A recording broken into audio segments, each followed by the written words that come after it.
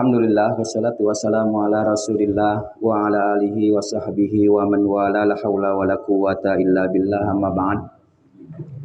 Hadirin jamaah yang dirahmati Allah Subhanahu wa taala, alhamdulillah wa syukurillah, kita panjatkan puji syukur hanya untuk Allah yang telah menganugerahkan kepada kita sekalian berbagai macam nikmat dan karunia-Nya sehingga pada pagi hari ini kita bisa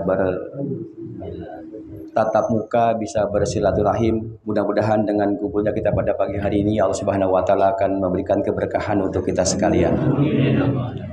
Hadirin sekalian yang dirahmati Allah Subhanahu wa taala, di beberapa menit ke depan saya hanya ingin mengingatkan, saya berpikir kalau semua yang Allah berikan kepada kita ini semuanya sementara. Ya. Semuanya sementara. Allah memberikan kita jabatan sementara. Allah memberikan kita sehat sementara. Iya. Allah pun yang terakhir, Allah memberikan kita hidup sementara. Jadi semuanya sementara. Ini yang kita ingin ingatkan kepada kita semua, ya, bahwa hidup yang kita alami ini semuanya serba sementara. Yang kita inginkan dari sementara ini, ya, yang kita inginkan dari sementara ini, yang sementara ini harus kita menjadikan amal yang banyak. Ya. Yang sementara ini harus kita jadikan kita memiliki amal yang banyak. Yang sementara ini kita harus mendapatkan ridho Allah.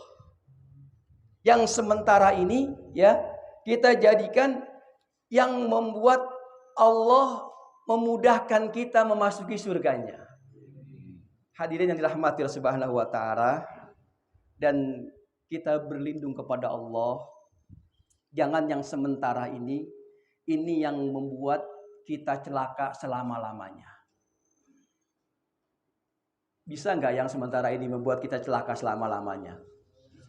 Menderita selama-lamanya.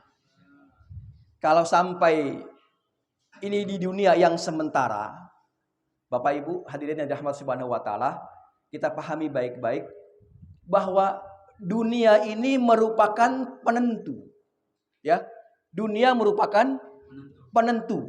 Kalau kita gagal di dunia, ya, kita gagal di dunia yang sementara ini, kita nggak beramal soleh, kita menjadi orang yang toleh, menjadi orang yang durhaka, menjadi orang yang celaka, kita nggak beribadah kepada Allah, atau dengan kata lain, kita mati dalam kekufuran.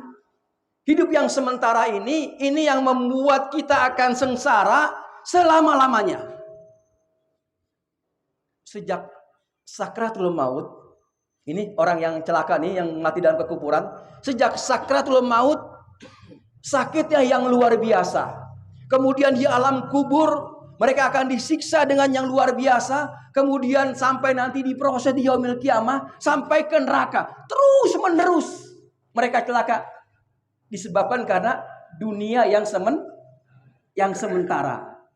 Bapak hadirin yang dirahmati Subhanahu wa taala, oleh karena itu yang sementara ini, ya, kita pastikan yang sementara ini Allah memudahkan kita untuk memasuki surganya dengan amal kita yang sementara ini. Jadi amal kita sementara, Pak, agak lama. Untuk mendapatkan surga, ya, untuk mendapatkan surga, amal yang kita kerjakan enggak banyak. Sedikit kok. Sedikit, enggak lama, sementara. Umur kita enggak sementara, umur kita enggak panjang, sementara aja. Ini juga sementara. Nah, hadirin yang dirahmati Subhanahu wa taala, sekarang apa yang harus kita perbuat yang sementara ini? Ya, apa yang harus kita perbuat dengan yang sementara ini gitu. Nah, hadirin yang dirahmati Subhanahu wa taala, ada hadis yang menjelaskan begini. Idza maradul abdu au safaro, apabila seseorang itu marid, sakit, au safaro, atau dia dalam perjalanan, kutiba lahu makana ya'malu sahihan au muqiman, maka nanti Allah akan membalas dia seperti dia mengamalkan waktu dia sehat, waktu dia nggak dalam perjalanan. Ya, apa artinya di sini? Artinya Bapak Ibu yang dirahmati Subhanahu wa taala, kita ini yang namanya sehat nggak selama-lamanya. Ya, yang namanya sehat nggak selama-lamanya. Yang namanya jabat nggak selama-lamanya. Yang namanya kuat nggak selama-lamanya. Nah, ketika kita jabat, ketika kita kuat, ketika kita berilmu, ketika kita hebat, manfaatkan itu untuk beramal soleh. Nanti ketika kita nggak menjabat lagi, ketika kita lagi sakit nggak beramal lagi, nanti Allah akan membalas seperti waktu kita kuat, gitu. Jadi apa yang harus kita lakukan? Yang pertama, maksimalkan ketika kita kuat. Maksimalkan untuk beramal soleh ketika kita lagi jabat. Maksimalkan ketika kita lagi sehat untuk ibadah. Nanti waktu kita uzur, Allah akan membalas sebagaimana waktu kita sehat. Mohon maaf, yang tua-tua kan sekarang ibadahnya udah nggak maaf ya. Jadi kita semua nanti kan akan tua. Ketika kita tua, kita ibadahnya udah nggak maksimal lagi. Udah nggak maksimal ketika tua. Mau baca Quran harus pakai kacamata. Mau duduk nggak lama udah goyang-goyang karena memang kondisi sudah nggak memungkinkan. Nah, dalam hadis tersebut dikatakan kalau kita waktu tua, waktu muda, waktu hebat, waktu jaya, kita manfaatkan untuk amal soleh. Nanti ketika kita uzur nih udah waktu kita nggak kuat apa-apa, nanti Allah akan balas seperti waktu kita kuat. Gitu. Jadi oleh karena itu waktu kita kuat harus apa? Memaksimalkan diri untuk beramal, untuk beribadah. Ini. Jadi yang pertama, memaksimalkan diri waktu kuat untuk beribadah. Nanti Allah akan memberikan pahala walaupun kita nggak ngerjain, lagi uzur, Allah akan memberikan pahala seperti kita waktu sehat, waktu kita kuat. Contoh yang gampang gini deh. Bapak biasa hadir dalam sajadah jamaah, sajadah subuh ini. Setiap Jumat hadir. Suatu ketika pergi, kan namanya saparo. Insya Allah pahala Jumat pagi Allah akan berikan karena kita terbiasa untuk hadir. Suatu kita sakit, kita nggak hadir di sajadah subuh. Insya Allah tiap Jumat pagi Allah memberikan pahala, ya, pahala sajadah yang biasa kita hadiri karena terbiasa gitu. Jadi mohon maaf sekali lagi. Ketika kita tua, udah nggak bisa ngapa-ngapain, insya Allah pahala waktu muda, waktu kuat, Allah akan memberikan sama juga walaupun kita sudah tua. Begitu. Jadi selagi tua, maksimalkan untuk beramal soleh. Itu yang pertama ya. Yang kedua, yang saya ingin ingatkan di sini, bahwa ketika kita diberikan kekuatan, diberikan ilmu, diberikan jabatan, diberikan sesuatu yang nikmat oleh Allah Subhanahu wa taala, harus dipahami itu merupakan ujian. Ya, itu merupakan ujian. Dalam surat Al-Anbiya ayat 35 dikatakan wa nablukum bisyarri wal khairi fitnah. Wa nablukum bisyarri wal khairi fitnah. Kata Allah, Allah menguji kamu dengan apa? Dengan kenikmatan gitu. Jadi kita perlu ingat, kalau kita lagi kaya, lagi sehat, lagi kuat, lagi jabat, ingat itu merupakan ujian. Dengan ujian itu mudah-mudahan nggak menjadikan kita sombong. Ini yang pertama. Nggak menjadikan kita sombong. Yang kedua, kenikmatan yang Allah berikan itu nggak menjadikan kita bakhil. Apa sih arti bakhil? Apa? Pelit. Hadirin yang dirahmati Subhanahu wa taala. Semoga kita ini termasuk orang yang memiliki persepsi, memberikan pemahaman ya bahwa kenikmatan yang kita miliki ini, ya, kenikmatan yang kita miliki ini, sarana yang kita miliki ini, mudah-mudahan kita mempunyai niat atau memiliki niat yang baik, memiliki visi yang baik bahwa kenikmatan itu semuanya harus kita jadikan sebagai amal soleh. Saya ini ngelihat Ya maksudnya melihat di lapangan di mana-mana itu banyak orang yang diberikan kenikmatan, diberikan kekayaan, diberikan ilmu, diberikan kekuatan, tapi itu semuanya pelit. Bakhil. Bakhil. Saya jarang sekali yang mendengar, kecuali Ustadz Pusli pernah ngomong begini. Kalau yang butuh mobil, silakan pinjam ke rumah. Itu artinya orang memiliki harta, itu memang dibuat kebaikan. Ya, jangan sampai kita ini Bapak Ibu yang dirahmati Subhanahu wa taala, jangan sampai kita memiliki kekayaan, memiliki kekuatan, memiliki ilmu, itu semua menjadikan kita bakhil. Jangan sampai. Punya harta yang banyak tapi pelitnya luar biasa. Itu musibah. Ya, itu musibah. Kalau kita memiliki kekuasaan, memiliki harta yang banyak, memiliki sesuatu, tapi kita pelit untuk memberikan orang lain, meminjamkan orang lain, itu namanya musibah. Ada Bapak Ibu, orang perkakasnya aja, itu pelitnya luar biasa. Minjem perkakas, minjem kunci, minjem ini, itu nggak boleh. Sampai-sampai minjem sendok, minjem piring, nggak boleh. Ini barang dia. Kalau yang seperti musibah ini. Bakhil dia dengan harta gitu. Bakhil ini musibah. Silakan lihat dalam surat Al-Maun. Begitu. Orang yang pelit dengan barang-barang perkakas, itu dia termasuk orang-orang yang celaka. Oleh karena itu kita niat, apa yang Allah berikan kepada kita, berikan. Jadikan dia amal soleh. Jangan membuat orang benci kepada kita. Punya harta yang banyak, pagar semakin kuat. Supaya maling gak masuk. Bukan maling gak masuk, tetangga takut datang gitu.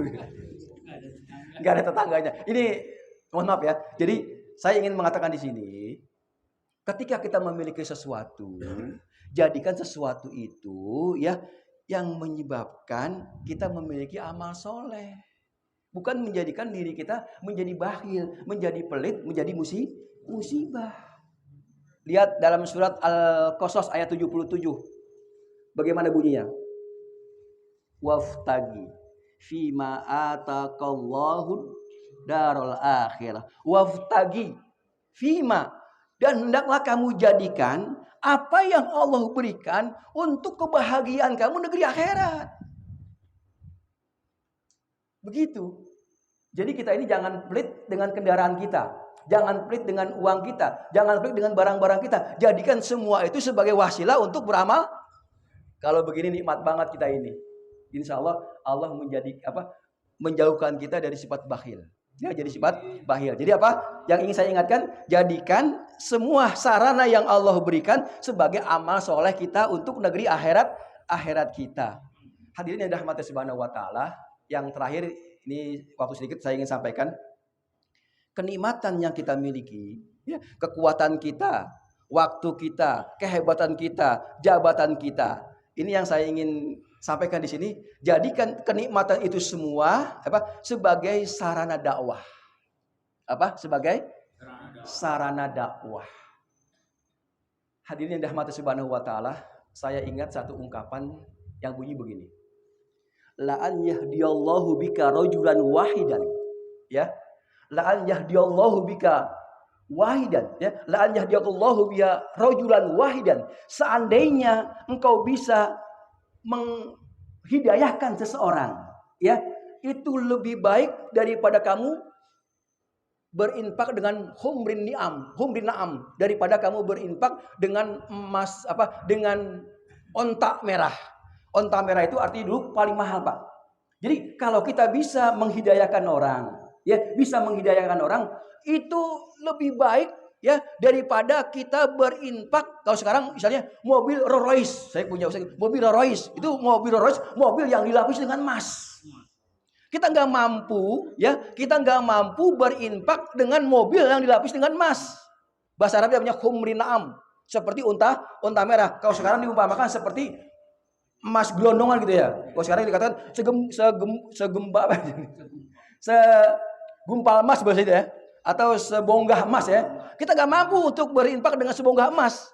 Tapi dengan kita bisa menghidayahkan seseorang, nanti Allah akan membalas pahala kita itu lebih baik daripada kita berinfak dengan sebonggah emas gitu. Nah, oleh karena itu Bapak Ibu yang dirahmati Subhanahu wa taala, saya di sini ingin mengingatkan kemampuan yang kita miliki, harta yang kita miliki, kita harus berazam dengan harta kita, dengan ilmu kita, dengan kekuatan kita, dengan jabatan kita, kita niat kita ingin menghidayakan orang. Apa? Ini menghidayakan orang. Kalau sulit menghidayakan orang, kita ingin mensolehkan orang. Paham mensolehkan orang? Orang menjadi soleh. Jadi berkat kita ini, berkat harta kita, orang menjadi soleh. Berkat jabatan kita, orang menjadi soleh. Yang selanjutnya, berkat harta kita, kekuatan kita, jabatan kita, kita bisa orang nggak berbuat maksiat. Bisa nggak kira-kira yang seperti itu? Bisa. Saya beberapa tempat ini, saya juga sebagai pengajar, ini sebagai contoh aja. Di situ ada ustadz dan di situ ada orang kaya. Orang kaya di situ, setiap ibu-ibu yang ngaji di sini dapat beras yang 20 kilo, yang sekarung, ya, sekarung kecil tuh. Itu awalnya sedikit, Pak. Setiap yang ngaji setiap bulan ibu-ibu di situ dikasih beras.